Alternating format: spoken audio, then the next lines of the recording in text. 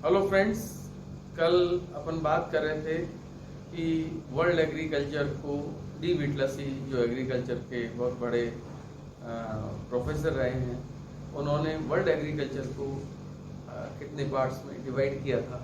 जैसा मैंने बताया था कि उन्होंने कुछ बेसिस के आधार पर, कुछ बेसिस पर वर्ल्ड एग्रीकल्चर को 13 पार्ट में डिवाइड किया था। और नेमली वो मैंने आपको बताए थे कि पहला था प्रिमिटिव एग्रीकल्चर, और इसको 2 पार्ट में डिवाइड किया गया था। वो था रूडिमेंटल सेडेंट्री एग्रीकल्चर और शिफ्टिंग एग्रीकल्चर।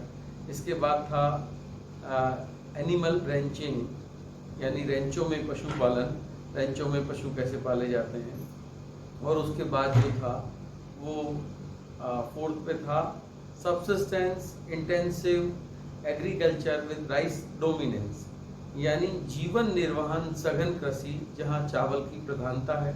और इसके बाद जो नेक्स्ट रीजन उन्होंने बताया वो था intensive subsistence agriculture other crop dominance, यानी सघन जीवन निर्वहन कृषि चावल विहीन या अन्य फसल प्रधान। इसके बाद अपन ने बात की थी भूमध्य सागरीय कृषि की, और उसमें ये था जो मेडिटेरियन सी जो है उसके साथ ये जो आसपास के प्रदेश हैं वहाँ एक विशेष प्रकार की जलवायु पाई जाती है।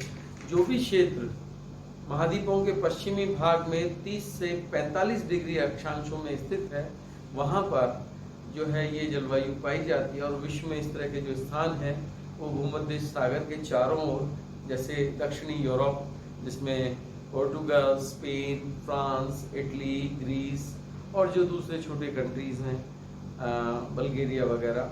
इसके बाद अगर आप एशिया में देखें, वेस्ट एशिया में, तो वो टर्की है, सीरिया है, इराक का कुछ भाग उसमें है, अपर जो मोस्ट पार्ट है, इज़राइल है, जॉर्डन है, लेबनन है। और इसके बाद जो नॉर्थ अफ्रीकन जो कंट्रीज़ हैं उसके अंदर अगर आप देखें तो ख़ास तौर से ये इजिप्शियन जो पूरा नाइल का डेल्टा और इजिप्ट जो कंट्री है, उसके बाद लीबिया, ट्यूनीशिया, अल्जीरिया और मोरक्को, ये जो क्षेत्र है ये भूमध्य सागर के चारों का जो क्षेत्र है एक विशेष प्रकार की जलवायु रखता है, जिसके कारण ये एक उन्नत कृषि प्रदेश के रूप में विकसित हुआ है। दूसरा अगर आप देखें तो वर्ल्ड के जो अदर एरियाज है जहाँ इस तरह की जलवायु पाई जाती है उनके जो नाम हैं उसमें कैलिफोर्निया वैली इन यूएसए की जो कैलिफोर्निया की घाटी है वो भी इन्हीं अक्षांशों में स्थित है और यहाँ वही जलवायु पाई जाती है। इसके पश्चात अगर आप देखें तो सेंट्रल चिली और जो अफ्रीका का जो केप रीजन है वो पार्ट इसमें है, और इसके साथ साउथ वेस्ट ऑस्ट्रेलिया है। और इस जलवायु की जो सबसे खास बात है कि यहाँ पर खट्टे रसदार फल सबसे ज़्यादा उत्पादित किए जाते हैं, सिट्रस फ्रूट्स। इसके अलावा इस जलवायु की सबसे बड़ी विशेषता कि यहाँ गर्मियाँ शुष्क होती हैं और शीतकाल में वर्षा होती है। तो इस शीतकाल की जो वर्षा है ये यूरोप के लिए बहुत बड़ी जो है अपनी एक सप्लाई एरिया बन जाता है। इस क्षेत्र में दक्षिणी यूरोप में इस काल में यहाँ सब्जियाँ उत्पादित की जाती हैं। और सबसे बड़ी बात कि जब यूरोप के उत्तरी भाग या पश्चिमी भागों में बर्फबारी होती है और संपूर्ण क्षेत्र जो है जम जाता है, तब ये दक्षिणी जो भाग है उस पूरे क्षेत्र को सब्जियां सप्लाई करता है। यहाँ गेहूं उत्पादन होता है जो शीतकालीन वर्षा के ऊपर आधारित है। यहाँ पछवा पवनों से जो लौटती हुई होती हैं उनसे वर्षा होती है। इसके अलावा अल्फा ग्रास है। दुनिया का सबसे ज़्यादा सिट्रस फ्रूट इसी क्षेत्र में उत्पन्न होता है। दुनिया का सबसे ज़्यादा अंगूर इसी क्षेत्र में उत्पन्न होता है। डेट पाम, खजूर, दुनिया का सबसे ज़्यादा खजूर इसी क्षेत्रों में उत्पन्न होता है जो अफ्रीका के जो नदन कंट्रीज़ हैं उनके अंदर। और अगर आप इसका एक और भाग देखें कि ऑलिव, जैतून, जो आजकल दुनिया भर में अपने तेल और जो है पिज़्ज़ा टॉपिंग के लिए फेम है, वो जैतून का जो उत्पादन है वो भी इसी क्षेत्र में सबसे ज़्यादा होता है। और विश्व में सबसे बड़ा इसका उत्पादक है इटली। खजूर का जो सबसे बड़ा उत्पादक है वो है इजिप्ट। तो ये जलवायु की अपनी एक विशेषता होने के कारण जो है एक सुस्पष्ट कृषि के क्षेत्र के रूप में उभरा है। एक जो 3rd नंबर पे एक और पार्ट था वो मैं एनिमल रैंचिंग से पहले वो कल डिस्कस कर चुका था, जिसको हम कहते हैं नोमैडिक हार्डिंग यानी नोमैड्स का जो एरिया है, और नोमैड्स का एरिया भी वो इसलिए है कि ये जो घुमक्कड़शील पशुचारण है ये उन स्थानों पर पाया जाता है जहाँ जलवायु में शुष्कता होती है, वर्षा में कमी है, और जो धरातल है उसका जो प्रकार है वो उबड़ खाबड़ होता है।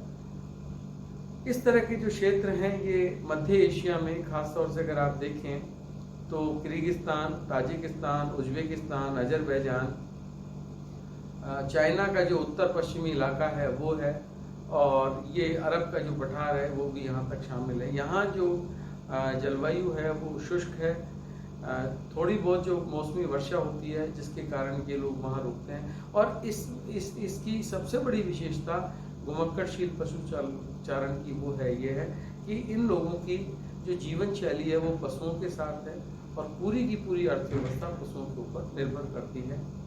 इसके पश्चात जो मैंने बात की थी बागाती कृषि की, तो बागाती कृषि का जो मूल एक उद्देश्य है, इस उद्देश्य को अगर हम ध्यान देखें तो ये बागाती कृषि दुनिया में नवीन कृषि के रूप में है, जिसका विकास 15वीं शताब्दी में यूरोप की जो जनसंख्या यूरोप के बाहर जाकर बसी और यूरोप में जो औद्योगिक क्रांति आई, उसके फलस्वरूप जो उद्योगों को कच्चे माल की आवश्यकता पड़ी कृषिगत, उनके कारण इस कृषि का विकास हुआ।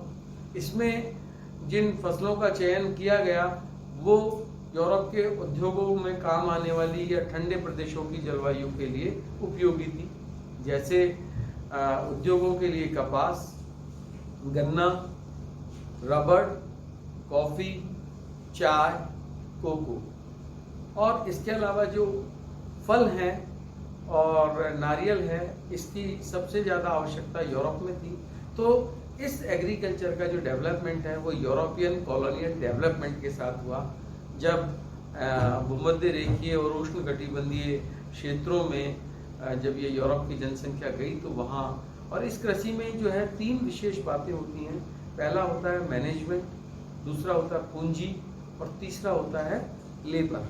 तो ऐसी कृषि में ये कृषि जो है 1 से अधिक वर्षों के लिए काम में ली जाती है। जैसे रबड़ प्लांटेशन है, एक बार प्लांट कर लिया तो वो कई वर्षों तक अपना उत्पादन देता रहता है। तो यहाँ पर एक तो श्रम सस्ता होना चाहिए, तो जिन देशों में या जिन क्षेत्रों में ये उत्पादित की जाती है वहाँ जनसंख्या का अधिक दबाव, ज़्यादातर इसमें जो देश हैं वो या तो अफ्रीका के देश हैं या एशिया के देश हैं या दक्षिणी अमेरिका के देश हैं, और यहाँ जनसंख्या अत्यधिक पाई जाती है, जिसके कारण सस्ता श्रम उपलब्ध हो जाता है। यूरोपियन जो कंपनीज हैं उनका कमांड था, इसके लिए वहाँ प्रबंधन की कमी नहीं है, वो मैनेजमेंट अच्छा होता है। जैसे अगर मैं चाय की बात करूँ तो चाय की खेती के लिए 3 चीज़ें आवश्यक हैं: भूमि का ढालू होना, तेज तापमान और तेज वर्षा। तेज वर्षा का पानी रुकना नहीं चाहिए पर भूमि ढालू होनी चाहिए। ऐसे स्थानों पर चाय के बागानों को विकसित किया जाता है, और ये जो चाय के बागान है इसका संपूर्ण कार्य जो है वो मैनेजमेंट, पूंजी और श्रमिक पर निर्भर करता है। कि जैसे चाय के अंदर जो है पत्तियों को तोड़ना, उनको सुखाना, उसके लिए बड़े बड़े ड्रायर का इस्तेमाल किया जाता है, फिर उनको पीसने के लिए जो बड़े बड़े ग्राइंडर्स वहाँ जो है उपयोग में लिए जाते हैं, और फिर उनके साइज के अकॉर्डिंग ग्रेन्यूल्स को पैक करना और पैक करके वहीं से उनको एक्सपोर्ट करना। तो पत्तियां चुनने के लिए अत्यधिक श्रमिकों की आवश्यकता होती है, तो श्रम भी सस्ता होना चाहिए। मैनेजमेंट, क्योंकि उनको वहीं से पैक किया जाता है फार्म के अंदर से ही, उनके चाय बागानों से ही, तो उसमें प्रबंधन की अत्यधिक आवश्यकता होती है। किन देशों को या किन स्थानों को भेजना है, उसके लिए परिवहन और अन्य सुविधाएं, ये सब काम जो है मैनेजमेंट करता है, और इन सब चीज़ों के लिए जो है पूंजी की अत्यधिक आवश्यकता होती है।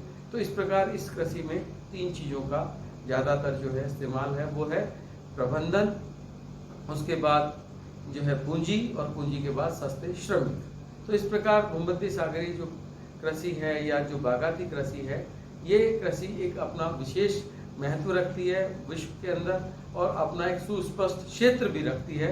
प्रयोजन के आधार पर या क्षेत्र के आधार पर इस कृषि का विकास हुआ। इसके बाद मैंने बात की थी, बीच में मैं भूल गया था, बता नहीं पाया था, ये जो एक मैंने बात की थी एनिमल रैंचिंग की, ये विश्व के उन क्षेत्रों में की जाती है जहाँ पर जनसंख्या का दबाव कम होता है या जिन क्षेत्रों में जनसंख्या कम पाई जाती है, और जहाँ पर इस तरह की आदर्श सुविधाएं मिलती हैं, जैसे ऑस्ट्रेलिया है, अफ्रीका है, दक्षिणी अमेरिका के देश हैं, रशिया है, यूएसए है, कनाडा है, ब्राज़ील है, ऐसे देशों में जो है पशुओं को विशाल बाड़ों के अंदर जो है पाला जाता है और उन बाड़ों को जो है रेंच कहा जाता है, विशाल जो बाड़े होते हैं। और इस तरह के जो लोग होते हैं, जो 2 या 5 लोग जो है इस पूरे बाड़े को कंट्रोल कर लेते हैं और इनके लिए ट्रेंड डॉग्स होते हैं जो इन सारे पशुओं को जो है एक साथ कंट्रोल करने में उनकी मदद करते हैं। इन एनिमल रेंचिंग की जो विशेषता ये होती है कि यहाँ पर रेंच के अंदर ही, बाड़े के अंदर ही पशुओं के लिए डॉक्टर्स, उनके खान पान की, चारे की व्यवस्था, उनके लिए अगर मिल्किंग के एनिमल्स हैं तो शाम को किस तरह से मिल्किंग होगा, सुबह किस तरह से मिल्किंग होगा, वो भी मशीन्स के थ्रू है। या जैसे अगर मैं भेड़ों की बात करूँ, शीप्स की, तो ऑस्ट्रेलिया में जो है या साउथ अफ्रीका में या यूरोप के जो ईस्टर्न साइड के एरियाज़ हैं या जिनको रशिया का जो वेस्टर्न क्षेत्र भी हम कह सकते हैं वहाँ पर है, या कनाडा या यूएसए में है, जहाँ बड़े बड़े बाड़े पाए जाते हैं, वहाँ पर जो है भेड़ों को पाला जाता है। और ये भेड़ें जो है 1-2 डॉग्स के साथ कंट्रोल हो जाती हैं, तो चारे पानी के साथ जब इनका वूल कटिंग का टाइम आता है तो वो सारा काम मशीनों से किया जाता है। और मशीनों के करने के कारण जो है 2 या 3 लोग जो है इनको कंट्रोल कर लेते हैं। अमेरिका में जहाँ या ब्राज़ील में जहाँ इस तरह गायों का जो पालन होता है और जो इनको पालने वाले हैं उनको काउबॉय भी कहा जाता है, वो काउबॉय जो है इनको कंट्रोल करते हैं। तो इस तरह से बाड़ा एक विशाल जो है फार्म होता है जिसको रेंच का नाम दिया गया है और वहाँ सारी सुविधाओं के साथ जो है इन रेंचों को डेवलप किया जाता है। इसके बाद मैंने बात की थी हॉर्टिकल्चर की, जिसको हम कहते हैं स्पेशलाइज्ड एग्रीकल्चर, कि ये विशिष्ट बागवानी कृषि है और इसका जो सीधा संबंध है वो है सिटी सप्लाई एरिया से, कि बागवानी जो कृषि का विकास है, उद्यान कृषि का जो विकास है, इसको शहर की जो रोज़मर्रा की आवश्यकताएं हैं उनको पूरा करने के लिए विकसित किया गया था। जैसे दूध है, सब्जियां हैं, फल हैं और इसके साथ फूल हैं। तो ये बागवानी कृषि शहरों के बाहर के क्षेत्र में, जिसको हम फ्रिंज एरिया कहते हैं, वहाँ पर विकसित होती थी। 1950 के साथ जब जनसंख्या तेजी से पूरे विश्व में बढ़ने लगी और शहरीकरण, अर्बनाइजेशन का प्रोसेस हुआ, तो शहरों का विकास भी हुआ, जिसके कारण इस कृषि को इस कृषि के लिए जो ज़मीन उपलब्ध थी वो शहरों के विस्तार में आ गई और शहरों में विस्तार में आने के कारण ये कृषि आगे की ओर जो है बढ़ गई, इसका विस्तार हो गया। अमेरिका में इसके साथ जब वैज्ञानिकवाद शुरू हुआ, साइंटिफिक डेवलपमेंट शुरू हुआ, तो ट्रांसपोर्ट में बहुत डेवलपमेंट हुआ। ऐसे ट्रक्स का या परिवहन के साधनों का विकास हुआ जो अत्यधिक तेज गति से, और शीतलन प्रक्रिया, रेफ्रिजरेशन का जो सिस्टम है वो उन्हीं गाड़ियों में था, तो शीतलन प्रक्रिया के साथ जो है ऐसे वाहनों का विकास हुआ जो इस तरह के जल्दी खराब होने वाले प्रोडक्ट को शहरों तक पहुंचा सके। और दूसरा, राजमार्गों का जो विकास है वो उच्च स्तर का हुआ, तो समय और परिवहन के साधनों के कारण जो है दूरी का जो है कम हो गई, समय का अभाव कम हो गया, और जिसके कारण अमेरिका में इस तरह की बागवानी कृषि को जो है नाम दिया गया था ट्रक फार्मिंग का। तो जो ट्रक फार्मिंग की जो विशेषता मैंने आपको बताई कि ये शहरों से दूर होने पर भी जो रोज़मर्रा की आवश्यकता की चीज़ें थी वो परिवहन के विकास के कारण तुरंत शहरों को उपलब्ध हो जाती है। और इसके बाद मैंने आपसे बात की थी जो है सब्सिस्टेंस मिक्स्ड फार्मिंग की, यानी जीवन निर्वाहन मिश्रित कृषि। यहाँ पर कृषि के साथ खेत पे ही पशुपालन किया जाता है और वो पशु का जो उपयोग है वो किसान की अर्थव्यवस्था में उसको बढ़ाने में मदद करता है। जैसे पशुओं का श्रम जो है फसलों को उत्पादित करने में लिया जाता है, और आज भी भारत जैसे क्षेत्रों में जहाँ कई जगह बिजली नहीं है वहाँ पर सिंचाई के लिए पशुओं के माध्यम से पानी को कुओं से खींचा जाता है, और जहाँ ट्रैक्टर नहीं है वहाँ ज़मीन की जुताई जो है वो बैलों के माध्यम से की जाती है। इसके अतिरिक्त जो फसल उत्पादन का जो वेस्ट होता है, फसल का जो बीज निकालने के बाद जो बचा हुआ भाग होता है उसके ऊपर जो पशु पाले जाते हैं उनसे दूध जो है उस पूरे परिवार को मिलता है और अधिकता होने पर वो बाजार को भेज दिया जाता है। इस प्रकार किसान की आय में वृद्धि भी करता है।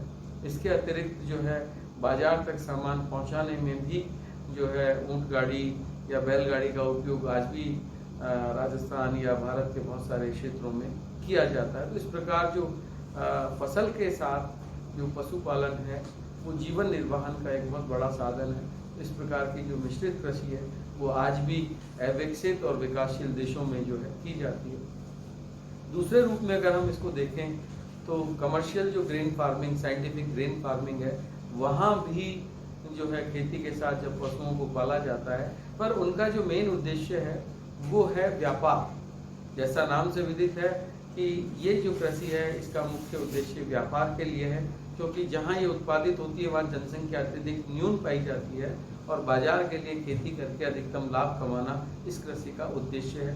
तो यहाँ भी उसी वेस्ट के ऊपर जो क्रॉप का जो वेस्ट है उसके ऊपर इन पशुओं को पाला जाता है। और चाइना में अगर हम देखें इस चीज़ को तो यहाँ पर सूअर पालन जो है इसी इसी क्रॉप वेस्ट के ऊपर उसको डेवलप किया जा रहा है और उसके कारण उसका जो पोक इंडस्ट्री है वो काफ़ी डेवलप्ड है।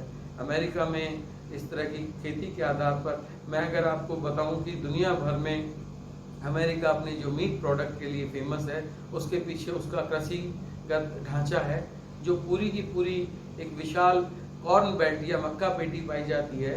इसी मक्का के उत्पादन पर जो है वहाँ का जो पोक इंडस्ट्री है, शिकागो दुनिया की सबसे बड़ी मीट इंडस्ट्री है, तो वो निर्भर करती है। शिकागो का जो मीट इंडस्ट्री है वो वहाँ के कॉर्न बेल्ट के ऊपर डिपेंड करता है कि वहाँ मक्का सुअर को खिलाई जाती है और उससे उनका वजन बढ़ाया जाता है, जिसके कारण जो है वहाँ पर सुअर पालन अत्यधिक तेजी से। और आज आप सभी जानते हैं कि पोक जो अमेरिकन पोक है वो पूरी दुनिया भर में बहुत सारे नाम से, जैसे एक पॉपुलर उनका नेम है KFC या और दूसरे जो हैं उनके नाम से पूरी दुनिया में मिलता है। तो जो अमेरिका जो ये कृषिगत उत्पाद अपने करता है ये पूरा का पूरा व्यापार के लिए करता है। तो इस प्रकार अगर आप देखें तो ये 13 रीजन में पहला रीजन मैंने आपको बताया आदिम कृषि, जिसके दो भाग हैं प्राथमिक कृषि के। आदिम पुरातन पंथी कृषि जिसको हम रूडिमेंटल सेडेंटरी एग्रीकल्चर के नाम से भी जानते हैं, और ये स्थायी कृषि है जहाँ किसान अपनी जमीन को शिफ्ट नहीं करता है। दूसरा है शिफ्टिंग एग्रीकल्चर या स्थानांतरणशील कृषि। ये आज भी दुनिया के कई हिस्सों में प्रचलित है, जहाँ पर भूमि की उर्वरता समाप्त होने के बाद इसको जो है छोड़ दिया जाता है और नई जमीन जंगलों को जला करके हासिल करके उस पर कृषि की जाती है। भारत में उत्तर पूर्व में इस तरह की कृषि को झूम एग्रीकल्चर या झूमिंग सिस्टम भी कहते हैं, और दुनिया के अलग अलग हिस्सों में इसके अलग अलग नाम हैं। भारत में भी काफ़ी नाम प्रचलित हैं।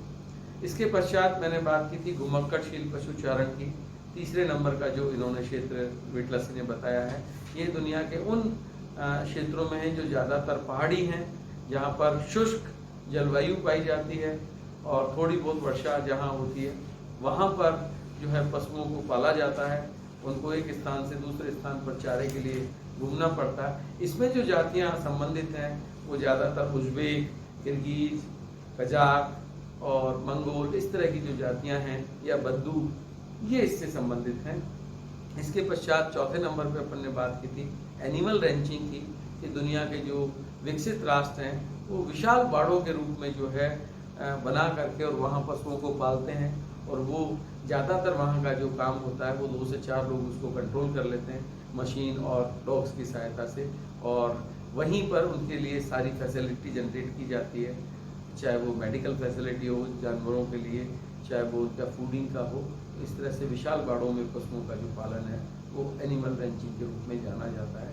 इसके बाद मैंने बात की थी सबसिस्टेंस एग्रीकल्चर की, और इसको हमने 2 पार्ट में डिवाइड किया है, एक राइस डोमिनेंट और एक विदाउट राइस डोमिनेंट। ये दुनिया के उन हिस्सों में किया जाता है जहाँ पर अत्यधिक जनसंख्या पाई जाती है। दूसरा, ये जो वो क्षेत्र है ये दुनिया की महान नदियों का क्षेत्र है, जहाँ पर सिंधु से लेकर के और हुआंगहो जो रिवर है चाइना में, वहाँ तक जितनी भी नदियाँ हैं ये विशाल डेल्टा बनाती हैं और प्रतिवर्ष उपजाऊ मिट्टी जो है जमा करती है। यहाँ पर वर्षा की मात्रा अत्यधिक है, यहाँ पर उपजाऊ मिट्टी मिलती है, और जनसंख्या का जो जमाव है उसके कारण सस्ता श्रम उपलब्ध हो जाता है। और चावल एक ऐसी फसल है जो कम मात्रा में ज़्यादा लोगों का पेट भर सकती है।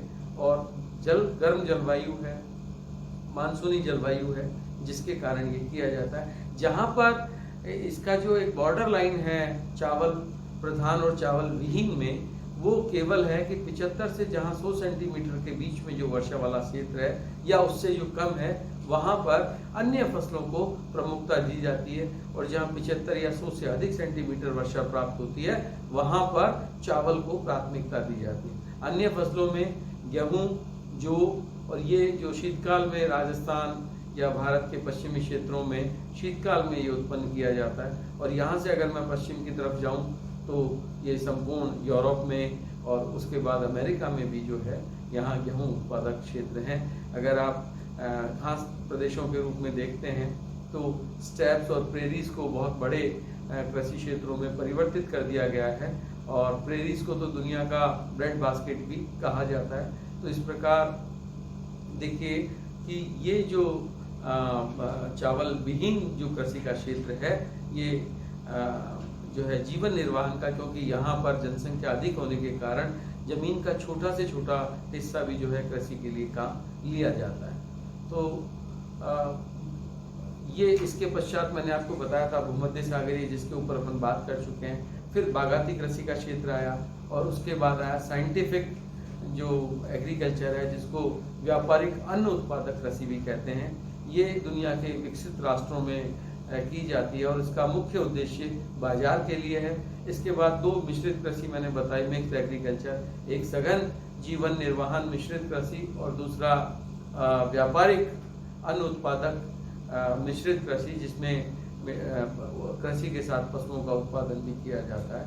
इसके पश्चात डेयरी उद्योग की बात की थी, तो ये डेयरी उद्योग जो है दुनिया के उन विकसित राष्ट्रों में है जहाँ पर साइंटिफिक मेथड से जो है पशुओं का पालन करके दूध और उसके अन्य पदार्थों का इस्तेमाल जो है किया जाता है। इसके लिए America, Canada, south America, south Africa, Australia, New Zealand या भारत जैसे देशों में जहां पशुओं को पाल करके उनका दूध उत्पादन और दूध के कारण जो है, यूरोप के दक्षिणी भाग में इटली अपने चीज़ के लिए दुनिया भर में फेमस है। डेनमार्क में भी अपने जो प्रोडक्ट हैं वो दुनिया भर में फेमस हैं। इसी तरह से न्यूजीलैंड अपने डेयरी प्रोडक्ट की फॉर्म चेंज करके और उसको ड्राई फॉर्म में दुनिया को सप्लाई करता है। इसके पश्चात अपन ने बात की थी स्पेशलाइज्ड एग्रीकल्चर की या हॉर्टिकल्चर की। जो हॉर्टिकल्चर है, जिसको बागवानी कृषि कहते हैं, ये शहरों की जो रोज़मर्रा की आवश्यकताएं हैं, इसके अलग अलग नाम हैं, उनको पूरा करने के लिए किया जाता है। जैसे यूरोप और अमेरिका में इसको अब बागवानी कृषि, इसको ट्रक फार्मिंग कहते हैं। भारत में विशिष्ट बागवानी कृषि के रूप में देखा जाता है, जिसमें फल, सब्जियां और दूध, इस तरह के जो चीज़ें उत्पादित की जाती हैं। तो विटलसी ने इस प्रकार, अब वर्तमान समय में अगर हम देखें तो ये जो इनका वर्गीकरण है ये बहुत ही ज़्यादा सुटेबल है, पर वैज्ञानिक और तकनीकी प्रगति के कारण जो है, जहाँ शुष्क क्षेत्र था वहाँ सिंचाई सुविधाएं बढ़ गई, वैज्ञानिक विकास के कारण फसलों में जो उन्नत बीजों का विकास हुआ, ड्राई फार्मिंग शुरू हो गई, तो बहुत सारी चीज़ें ऐसी नई आई हैं जिसके ऊपर इसका एक आलोचनात्मक परीक्षण हम कर सकते हैं। तो इसके बारे में जो मैं बात करूंगा वो अगले लेक्चर में बात करूंगा कि विटलसी ने अपने इस 13 जो रीजन इन्होंने बताए इसको किस प्रकार से प्रस्तुत किया था और उसके पश्चात किस प्रकार से इसका आलोचना इसकी जो है वो प्रस्तुत की गई। आज के लिए ये जो मेरा लेक्चर है ये मैं मानता हूँ कि समझ में आ गया होगा आपको अच्छे से। और फिर भी कोई अगर इसको लगता है तो आप अपने व्हाट्सएप पर अपने कोई क्वेरीज हैं जो जो जो क्लासेज अपने साथ जुड़ी हुई हैं उसको आप दे सकते हैं। और इसके साथ एक और चीज़ है कि ये जो क्लासिफिकेशन इन्होंने 13 रीजन का दिया है, 13 प्रदेशों का दिया है, इसका आधार जो था वो मैं अगले लेक्चर में आपको बताऊंगा कि किन आधारों पर इसको बंद किया गया। Thanks to all.